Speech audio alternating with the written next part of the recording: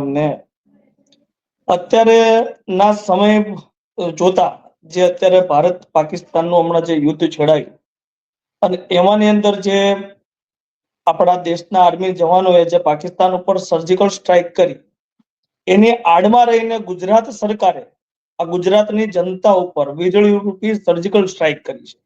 કે અત્યારે દેશની જનતા ગુજરાતની જનતા કે એક ખુશીના માહોલમાં છે, તો આ ખુશીના માહોલની અંદર લોકોને ખ્યાલ પણ ના આવે કે વીજળીના ભાવ વધી ગયા એવા સમયે અચાનક જ ગુજરાતની જનતા ઉપર આ સરકારે સર્જિકલ સ્ટ્રાઇક કરી છે અને વીજળીના ભાવમાં આટલો વધારો કર્યો છે કે આના જવાબદાર ક્યાંક ને ક્યાંક મહદ અંશે આપણે પણ છીએ કે ક્યારેય પણ આપણે ચૂંટણી સમયે કે જ્યારે ગઈ વખત વિધાનસભાની ચૂંટણી હતી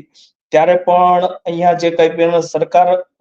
ગુજરાતની જનતાને કેવું દર્શાવતી હતી કે ભાઈ ગુજરાતની જનતા જે છે એને ભાઈ મફતનું ના ખપે કે ભાઈ કોઈ વસ્તુને ફ્રીમાં ના જોઈએ, ગુજરાતની જનતા